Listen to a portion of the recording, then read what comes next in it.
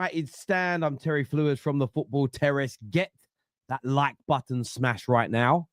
I'm going to wait a second for you. Now, don't look around your room. I'm talking to you. Get the like button hit.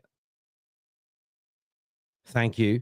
Right now, loads to talk about tonight. I've got an interesting take for you all as well. I want you to hear about this a little bit later. But we are talking about Ruben's big demands to sign Viktor Gyokeres. Emiliano Martinez could become the new goalkeeper of Manchester United if things fall into place this summer. Voted as the best goalkeeper in the world of 2 of the last 3 seasons, I believe. How much of an impact could that have on United's growth and progression next year? Big news from Ineos, and that is that Sir Jim Ratcliffe is planning a major reshuffle, and Sir Jim Brailsford will be reducing his commitment to Manchester United and returning to a director of sport role at Ineos and focusing more on cycling. We're going to take a look into why that change has happened, what they've said. I'm going to give you my opinions, but of course, more importantly, I want to know what you think. I want to know what you feel, and I want your opinions on that as well. But yes, how are we all? We well? I hope we're good. I'm not going to lie. I was hoping again tonight we'd go live, and then within a minute there'd be a bomb. There'd be a bomb somewhere, and we'd all get nice and excited again. But I'm sure there's many more nights like that to come for us United fans.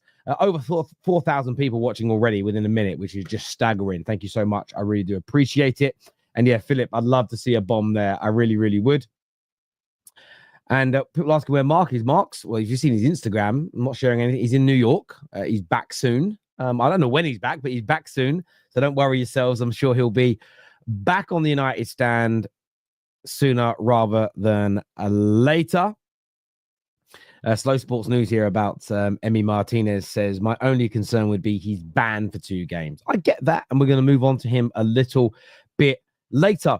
But I want to start with the Gyokeres news. Now, Dean Jones, or as I call him, the Dean Machine, and I know Dean Jones very, very well. I've worked alongside him, shared many a pint with him. He's a very good journalist, a very credible journalist as well. And I always knew this when we used to do shows together, because people sometimes would super chatting crazy money and go, Dean, tell me about this deal, and he'd be like, I've got no information on it. He wouldn't just sit there and lie or palm somebody else's news off on somebody else. And it's always important to give a bit of background on someone to show you what their credibility is like. They don't just say things for the sake of it. And I remember doing a show with him where he spoke about, this wasn't about United, but Chelsea going in for Lukaku. It was ridiculed and laughed at. This was when he was at Inter. No, Inter said, no, it's not going to happen. He said, well, what I'm telling you is that Chelsea believe it can. Keep an eye out for this deal in the next couple of weeks. It was about 5-6 days later, bang, out of nowhere, Lukaku is back at Chelsea. So he's had a good eye for these types of things in the past. But this story from Dean is really interesting. It's on Give Me Sport, and it says Man United have upped the ante in their pursuit of Viktor Gyokeres after head coach Ruben Amorim has made it clear to the Old Trafford hierarchy that he is desperate to seal a reunion with the sporting star ahead of his first full season at the helm. Now, I'm hopeful and praying that this story is true, that one, we're upping the ante. What does that mean? Of course, it's a very generic word. It could mean offering more money to Sporting. It could mean offering more money to the player. It could be that you're on the charm offensive. You're making more calls. You're massaging the ego. You're maybe offering some things to the agent. You know, maybe we can take a couple of academy players. Maybe we can speak to some of our feeder clubs that we have associations with and help get some of his other clients into clubs. You know, there's things you can do in life and in business to help one another out. So what does that mean? Look, my view is about Man United putting more pressure upon the player who, by all accounts, has said, thank you to Arsenal, thank you to Juve, thank you to Man United. I love the interest. I love the offers. They're all sort of acceptable to me, but I want some time to make my mind up. I want some time to think, consider my future before committing to what is most likely to be, especially if he's successful, his final deal. He's 27 years old. He'll sign a deal for 5 years, there's no doubt. There'll probably be a 1-year extension. 32, 33 at the end of this contract. This is his big money. I mean, he's obviously a wealthy man. Okay, I'd love his money in my bank account. But he's not worth tens of millions because he's just not been at that level of the game yet. This deal needs to work on a footballing sense, a financial sense, securing him and his family's future. So when I read that and I see upping the ante, what I very much consider, to me, is Man United saying, right, you're considering things, but we want to get this done. We don't want to stand on ceremony. Arsenal are looking at Seshko and others. Chelsea are kind of looking elsewhere. Liverpool are sort of focused elsewhere right now. Can we sweep in, get this deal done, and then potentially put together one of the best attacking forces in the Premier League? And rivals will laugh at you if you say that. Rivals will say you're talking nonsense, you're getting ahead of yourselves. I'm talking on paper. Let's wait to see how it looks in reality. But on paper, Man United doing this on behalf of Ruben Amorim, Cunha, Brian Mbomo, Gyokeres, as a 3. On paper, how many 3s in the league are better than that? How many? And I'm talking about physicality, athleticism, goals, creativity, their ability to press. There's versatility. You've also then got to add in Bruno's and Ahmad's can also play inside those roles as well. Xerxes. It's a very good attacking line. There's goals in it. Of course, we have to see what it looks like in reality. That's the acid test. Of course it is. But I don't think a single Man United fan on planet Earth would be sitting there looking at those 3 signings for our attack. I don't think any single one of us will sit there and go, oh, I wanted more. Oh, yeah, I wanted more. I can't imagine it. Now, I could be wrong. But I do feel as though that would be a little. I think you'd be asking for too much. If you're still not, if that hasn't quenched your thirst for our attacking line in the first summer transfer window for Ruben, I'm flabbergasted. I'm at a loss for words as to why. What more would you expect? So I hope that we're doing it. The article in itself, I'll read this to you and then I'm going to come to your comments, says that Man United have upped the ante in the pursuit of Viktor Gyokeres after head coach Ruben Amorim made it clear to the Old Trafford hierarchy that he is desperate to seal the reunion. Brian Mbomo has decided that Manchester United is his preferred destination ahead of his potential exit from Brentford, increasing the possibility of securing an additional firepower, while Gyokeres could become a teammate after being earmarked as the leading target after being labelled the hottest striker in Europe by ESPN journalist Mark Ogden. It says Man United have made informal contact in an attempt to discover whether a deal for Gyokeres will be possible, according to GMS sources, meaning that Amorim has edged closer having his wish granted after always wanting members of the recruitment department to get themselves into a position to reach an agreement.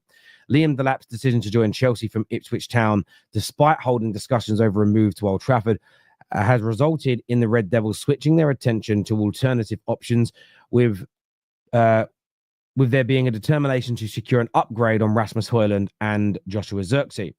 The sources have been informed that Ruben Amorim is not happy to see the Stamford Bridge-bound frontman pinpointed as United's leading target because he has been eager to land Gyokeres, who also enjoyed a prolific season with Sporting and is valued for a fee of £59 million.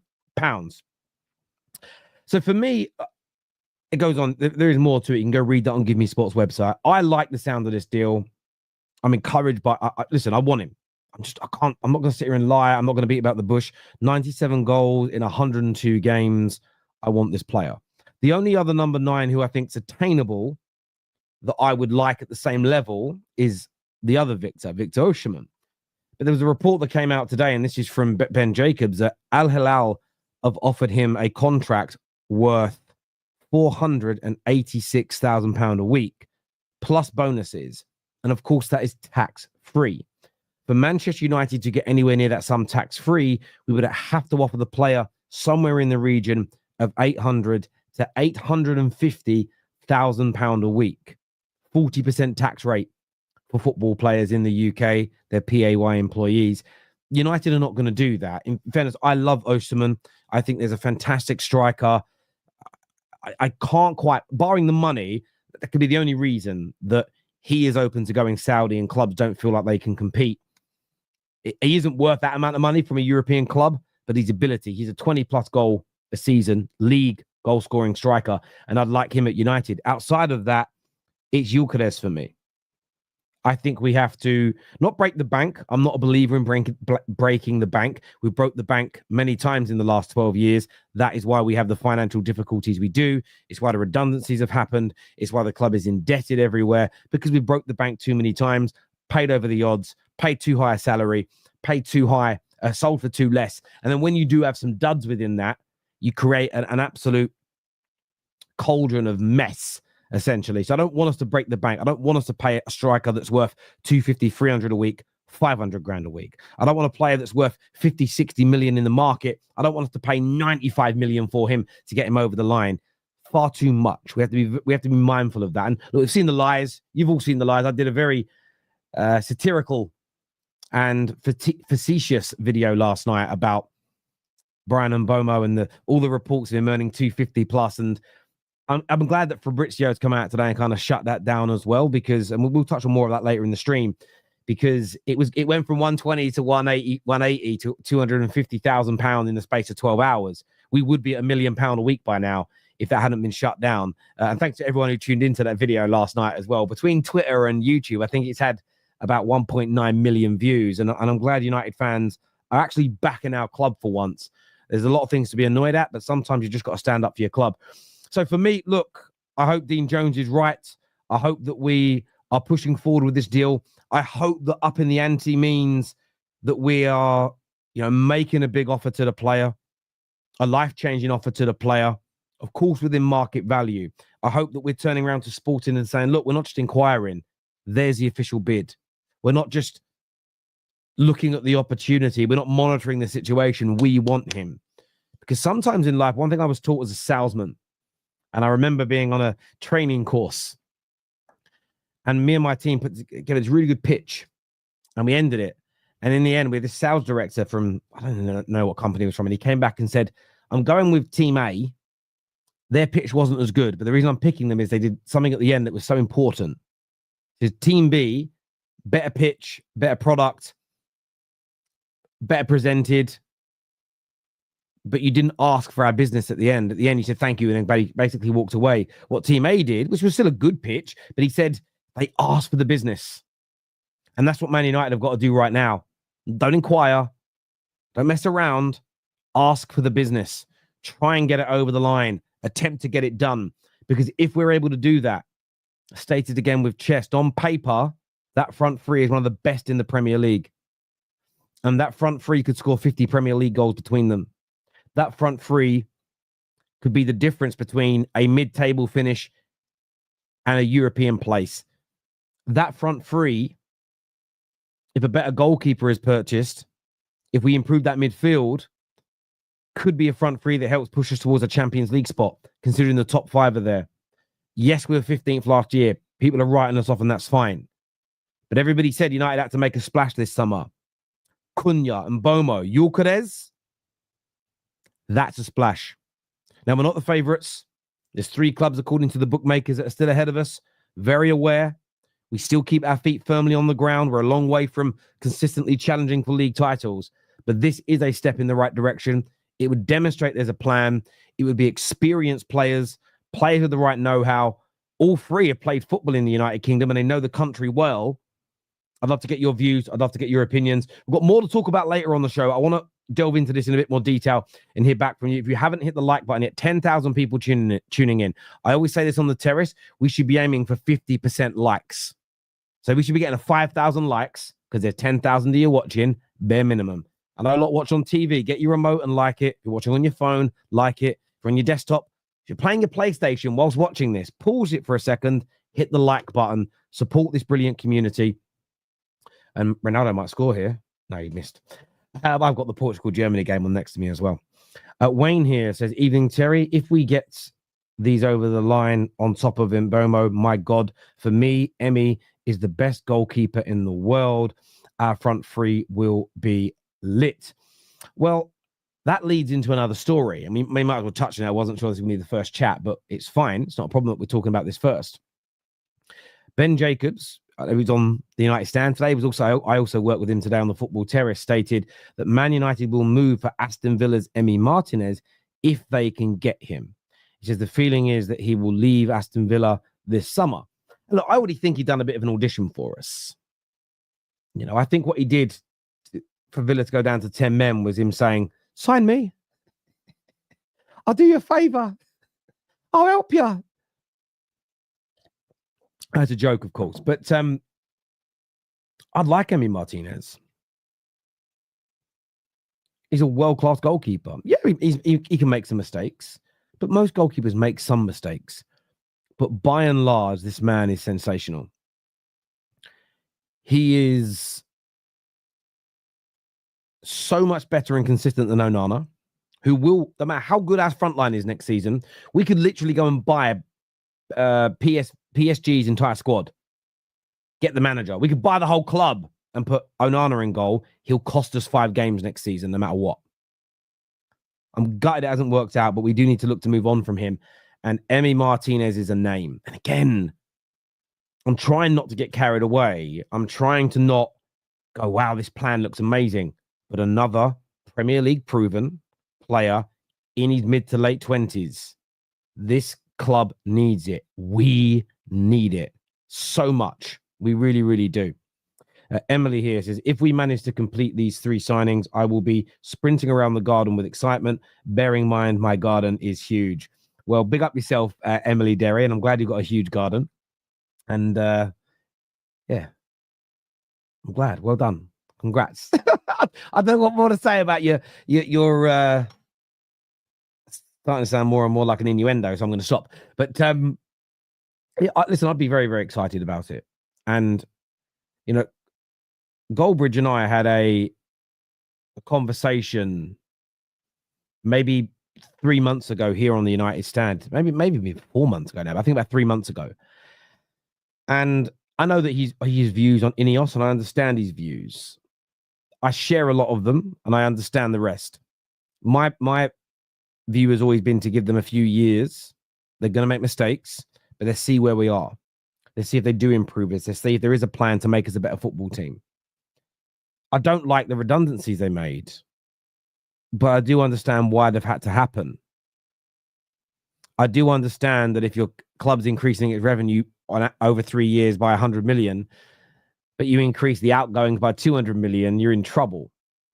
The maths don't lie when it comes to the trading accounts of how much money we've been losing in the last few years. The cash reserves are all gone. Doesn't mean I agree with every action to fix it, but I understand there was a problem. And it can't just be solved, by the way, by them paying money in. They can't just pump their own money into the club. You're not allowed to do that to then spend it on transfers and players. But for me, where I was looking at them closely is, what does your plan look like this summer? You made a massive mistake by keeping Ten Hag. It threw the whole season off, even though a lot of their signings last summer were actually our better players this year. Your Euros, you know, your Mazes. We know that the Lit was good. I think most United fans are quite happy with the majority of our signings that came in last year. And they say a 50% ratio is really good. They say in football, the top teams generally have a 50% success rate with transfers. I would say 50% of our summer signings were quite good. So, but the plan overall was wrong. So there's so much pressure to get it right this year, to get a little bit of faith, to get a little bit of goodwill back from United's fellow supporters, for us to maybe just give them a little bit of a break where we can focus on the team. So where I agree with you, Emily, is that it won't be about me celebrating like we're back, like we're going to win the league, like this is the greatest thing since sliced bread. But what I'll be growing in confidence over and hoping I'm right, because if I'm right, it means Man United are going to get better, is that there really is a good plan of action. We're putting our money where our mouth is in terms of we've had to make these cuts. We've had to pull money back from there. Because I've seen a lot of rivals go, I don't understand it. They're making cuts because they've got no money, but now they're spending it on players. Well, it tells me you read the Twitter headlines and you didn't read the body of the articles, which was these cuts were happening so money could be spent. So, yeah, look, we've got to put that pressure on them, but this would be an amazing start if they could pull it off, Emily. You're spot on. Terry time, the birds love it, and so do we. Bosch, hope you're well, fella. That is from Greg. Big up yourself, Greg. I appreciate your comments. How much would Martinez cost us? We need Onana sold. They're talking about it costing somewhere in the region of £40 million. Now, the situation with Onana is interesting. We've had him 2 years. We paid 50 million. So we're somewhere close to that 50% mark. What Man United don't want to do is sell any player this summer that would give us bad book value. So essentially, if we owe 30 million and we sell for 20, we're losing 10 million. We're losing 10 million pound on this year's profit and loss accounts. If we owe 20 and sell for 30, we are still making a profit. And essentially, the amount of money you can spend is based upon the profitability or losses of your club, not net spend like the newspapers put out there. So what may happen with an Onana, the same as with Rasmus Højlund, is the club may opt for a loan with an option to buy. Because that way, the salary being covered for a year, the way they often work this is the salary being covered for a year, maybe with a small loan fee. What it will do is it will net out the cost. So you're right, it's not costing us anything for Onana this year, barring the amortization fee for his transfer. But because we're not paying his salary, he kind of comes out net zero. So we don't lose any money on him. We would lose money on him if he was playing for us, but the idea would then be we'd be progressing you on the pitch. Then next summer, if he's done okay, you might get 20, 25, 30 million when we only owe 15 million on him. And then you're making a profit on your ledger. So the same with Rasmus Højlund, because he's only been here 2 years. With Anthony as an example, if we were to get 40 to 45 million, we make somewhere in the region of 20 million pound profit on this year's ledger on the profit and loss account. So we have to I want us to do the right thing financially. Doing the right thing financially has been something I've been asking for 12 years. And maybe it's because of the job I had and I worked in football finance. The phrase when fans would go, "It's not my money, I don't care," it almost sort of gives me shudders. You should care. You really should care how your club's money is spent. You really should. Because whether we like it or not, yes, having great players and having great coaches, having a beautiful stadium's key. But for the past 50, 60 years, the clubs with the most money and the ones who spend it most wisely typically are the most successful. So if you don't care where your money's being spent and how, you're mad. This year from Slow Sports News says, "Mates, we are the best community in the world." Yeah, I love the United Stand community. Absolutely amazing. Carl Robinson here says, "All things considered, we should pay Gyokeres up to 300k per week. I understand we have done this too many times, but this particular circumstance calls for it." The higher the wages, the bigger the risk. Because if it doesn't work, if he comes here and dies a death, it's going to be so hard to move a 27, 28-year-old on that kind of money. Very difficult indeed. That being said, we've never recruited like this before. Man United have never had a manager. You could argue LVG did this, but Jose certainly didn't, because when he tried to make his changes, the whole world, after his new deal was set in, after about 18 months at the club, the world fell apart. Ollie tried this after a couple of years and the world fell apart. Ten Hag tried it for 2 games, adapted, and then when he tried to adapt again, tried to implement more of his style, it fell apart. We've never had a manager from day one who has just been regimented and, to a degree, anal about this system will be implemented. If we are as well, I mean, that part of the promise to us as fans, I think, has been implemented. We're seeing the commitment that was made public a few weeks ago that we're going to be looking for experienced players. So far, that's been committed to.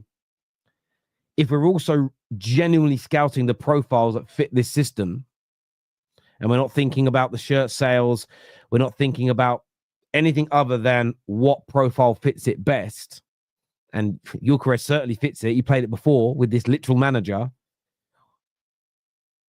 Then there is a much better chance that this transfer is a success. So you limit the risk of it going wrong because all those elements are in place for what feels like, for me, the first time in 12 years. Normally what we've done in this first 6 months, like with Ollie, is we've adapted to the players and look quite good. And we go, right, well, let's buy for the way we're playing. But then the manager starts doing something different. The recruitment team isn't on par with it. And it just all went wrong. So, yeah, look, I don't necessarily want to go that high. But I hear your point. Darren here says, what do you think of... Do you mean Dibbling? Dibbling from Southampton. I like him. Very young, though. Very inexperienced. And I doubt with Mbomo and Cunha, if we get both of those players, I doubt that we would then also go and get Dibbling. But he's very good. He's very talented. I would give him one more year and see what he does in the Championship. I'd give him one more year. If he has an outstanding season and they get promoted again, he might become even more expensive. If he has a good season, they don't come up. There's a chance you could pick up that talent for a lot cheaper. I'd wait.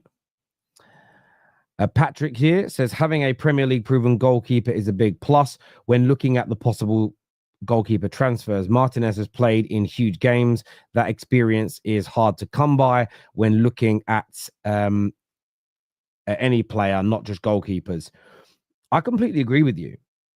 I absolutely agree with you that I think it's an excellent move. And you've got to think about what better goalkeepers are out there that are attainable.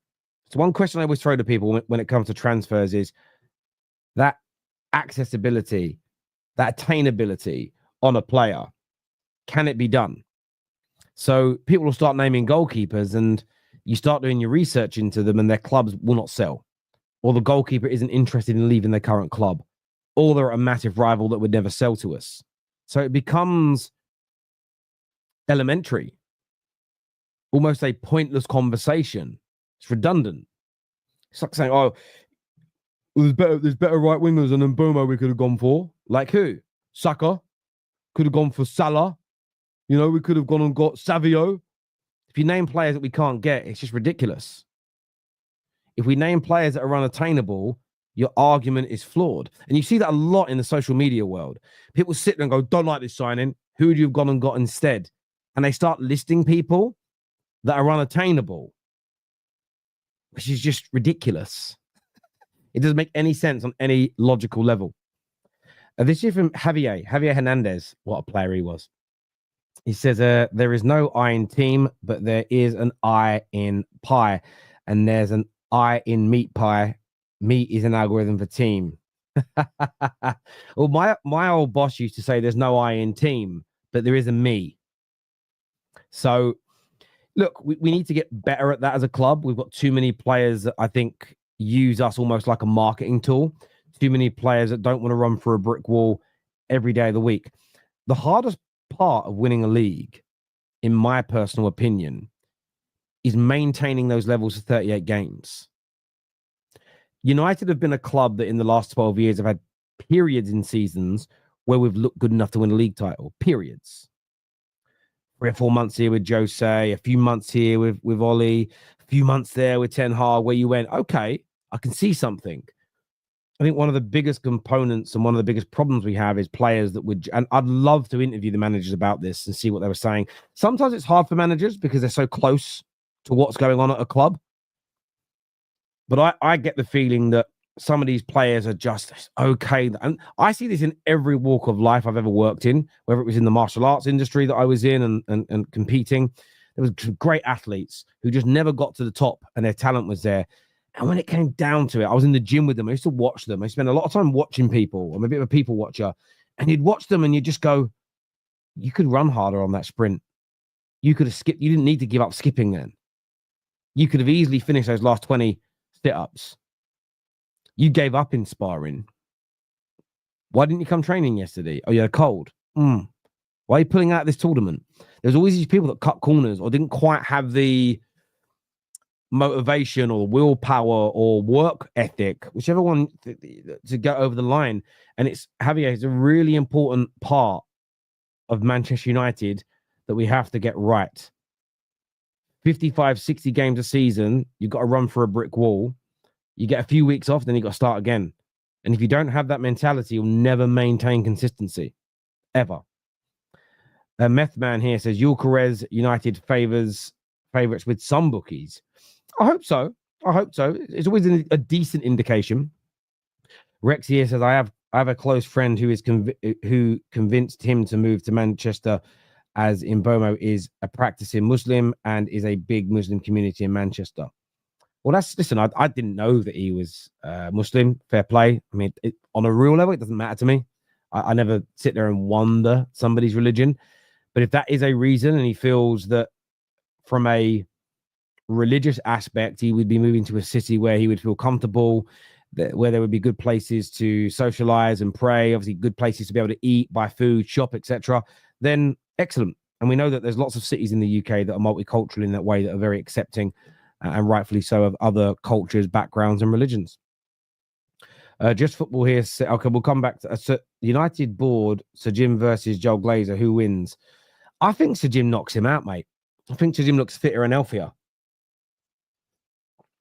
I wouldn't want to watch the fight, two old men having a scrap, but I think Sir Jim would come out on top in that one, personally.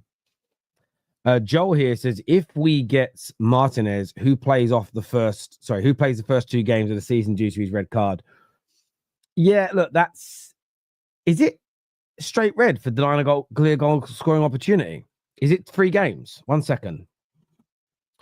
How long is the ban for denying a clear scoring opportunity? It's so hard for dyslexic to write all that out. It's only a 1-game ban. It says a player who denies a clear goal scoring opportunity will typically receive a 1-game ban. So he missed the first game of the season, which would be gutting. But again,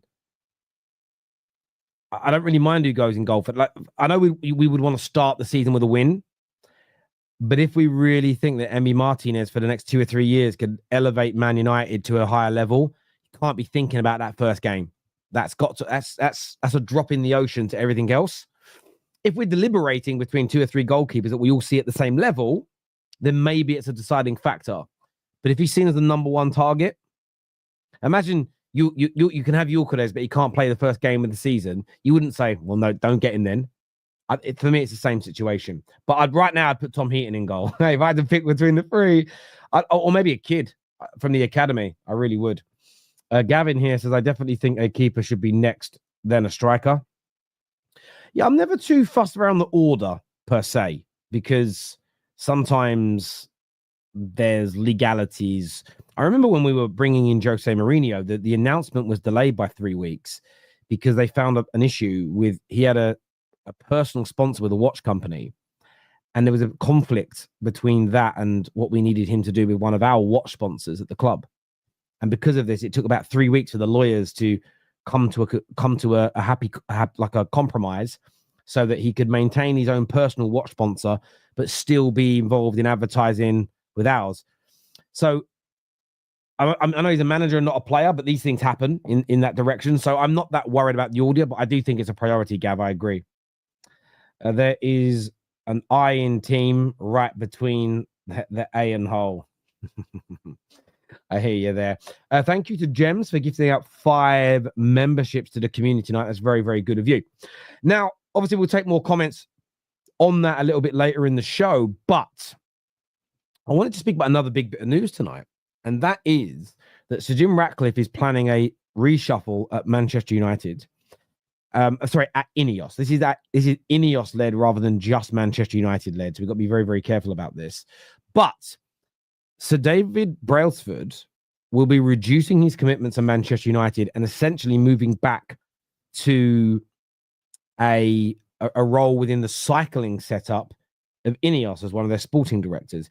So he'll be stepping away from the sort of day-to-day activities at Manchester United. And this is really interesting because there's multiple reasons cited. Man United's poor performance is one of them. Obviously, a disappointing season, finishing 15th. You focus and look at that from the kind of marginal gains element. And I would still love to question them more at what they meant by marginal gains. From a financial standpoint, you can see how they've done that based on the hand they were dealt. But on the pitch, year one, we didn't make marginal gains. We went backwards. And if his plans were part of the reason we went backwards, and maybe now I would operating differently, I get why he's gone. You know, with no European football next year as well, United's immediate sporting prospects have been diminished slightly. So there is less need for Brailsford. And I also think that he's overseen some of the things that were important. So a £50 million, no one really speaks about this because nobody wants to say anything positive, but there's been a £50 million redevelopment of Carrington that he kind of has helped to oversee and implement. But that's sort of done. The planning element of the new stadium is done. The club seemingly has kind of done the kind of cutbacks and the marginal gains there. So I think you're also finding that he's probably twiddling his thumbs a little bit, because when it comes to football, he isn't going to know what Barada does. He isn't going to know what Wilcox does. He isn't going to know what Vavell knows.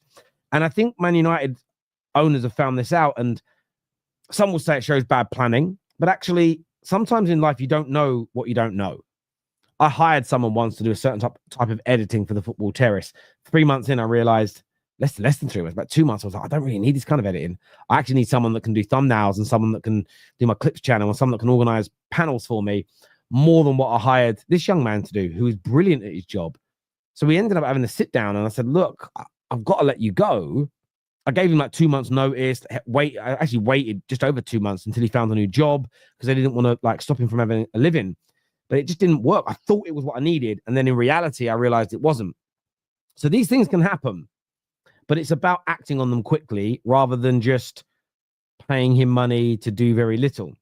It also says here that structural shift due to the UEFA rules. It says one of the other reasons why he's being moved on is part of the reason that he was implemented is, it says here that the failure to qualify for Europe means the French club Nice, that are also owned by Ineos, no longer need to be held in a UEFA compliant trust and will return direct to Ineos' sports control. It says Brailsford is needed back in his Ineos sports leadership role to manage this transition. So they've made a lot of kind of excuses like this, a renewal focus on cycling. My gut feeling is he's probably helped from a financial side in some regard, but I think by and large, he hasn't had a big enough impact on the football pitch. When you weigh it all up, when you're being fair and when you're being honest, he hasn't done enough from a footballing sense. And with all the decisions we make, whether they're popular, whether they're hated, the end result is how are we doing on the football pitch, and it hasn't been good enough. The positive element here is that, again, a change is being made in a reshuffle, and in an attempt to make us better.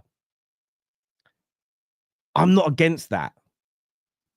We watched failure after failure after failure for the best part of a decade, and we barely made a change. It was only the kind of Super League inclusion and the fallout from it that led to Woodward resigning in the first place. So I am glad to see that. I also feel that if a role like his comes available again, we don't need a cycling man. I don't know how often cycling or rugby or cricket go and take sporting directors from football and get them to run things. I'm not too sure how often that happens. Maybe on a consultancy level to say, we want to do something similar to Moneyball, or we want to do something similar to X, Y, and Z. Can you help us implement that? But in the long term, you need people that know football. And I think that is the right thing to do. I know that, let's see what he does when he's back at Ineos, but I think a lot of this, there'll be a lot of saving face. There'll be a lot of, we're realigning, we've got new ideas. He's kind of completed certain tasks that we don't need him for anymore. And there'll be some truth in that. But for me, this is Ineos saying he hasn't delivered to the highest ability in this role. We need to look for somebody different. In fairness as well, and I'm seeing a few comments mentioning this, the plan was always, though, to move on from him. He was what I remember reading earlier is that Sir Dave Brailsford, just like, who was the French guy, the guy from PSG that came in? He may have actually been Italian, or was he French but worked in Italy? I don't remember his name. Someone in the comments is going to remember. But Jean-Claude Blanc, yes, that's it. Jean-Claude Blanc, definitely French with that name. I assume he's French. Just like him, I remember in the early days, and you can probably go back and source those stories, that it was sort of seen, him and Brailsford were seen as temporary, and they were never meant to be a long-term fixture. So there's also an element to be happy with regarding that, because it's a promise that's been kept. It's not it'll be here for a year, 18 months, and then 7 years later, he's still here.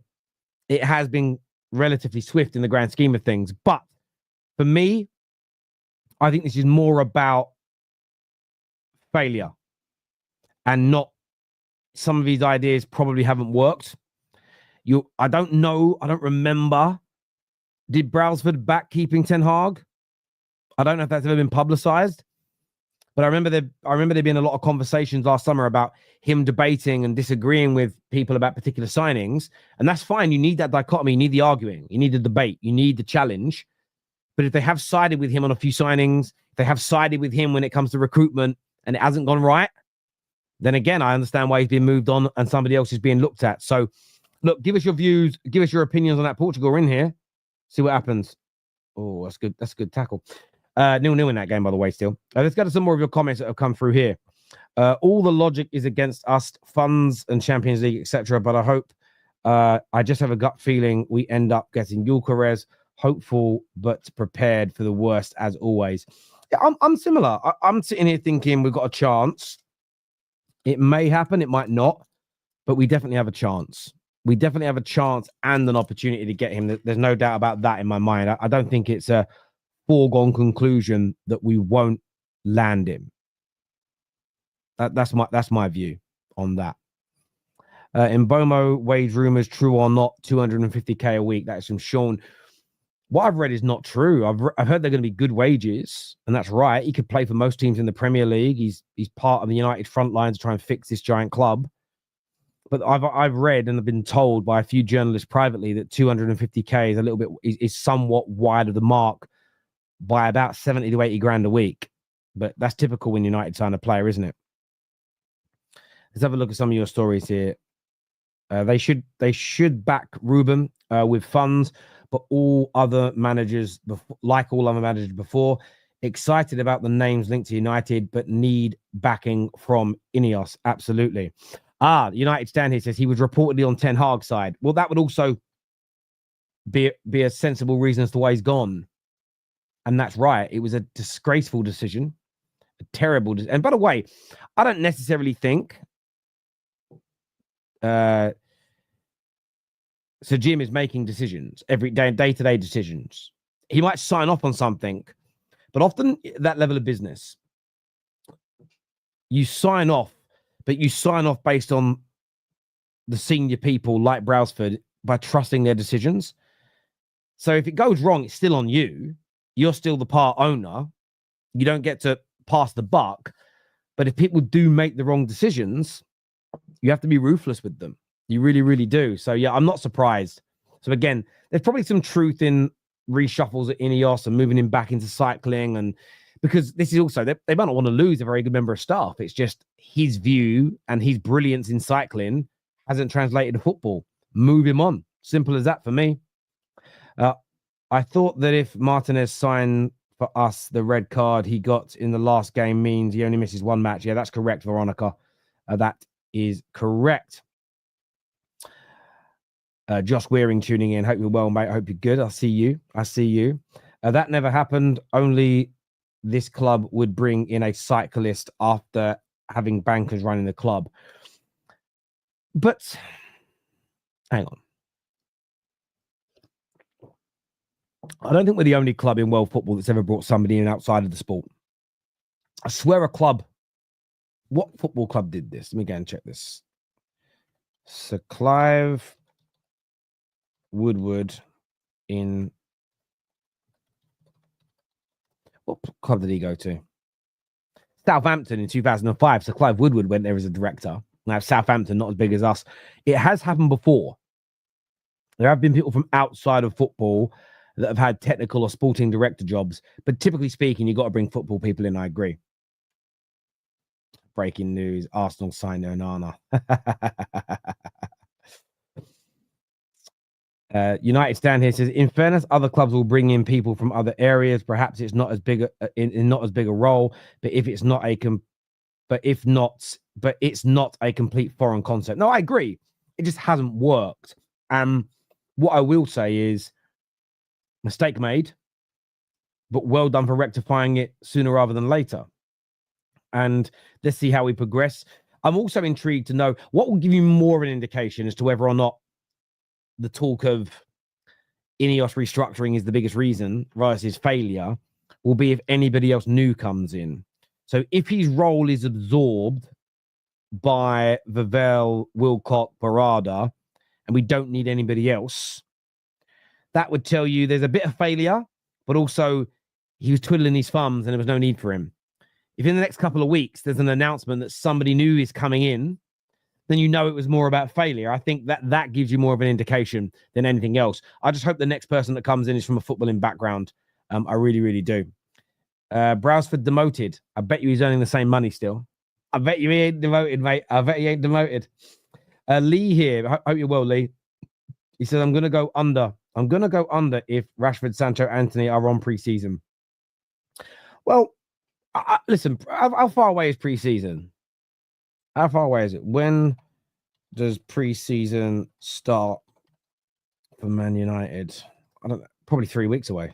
Probably not far away, you know.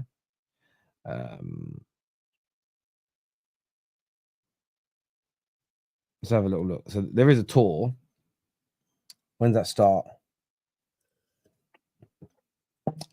Is there anything on the internet yet that tells you when pre-season starts?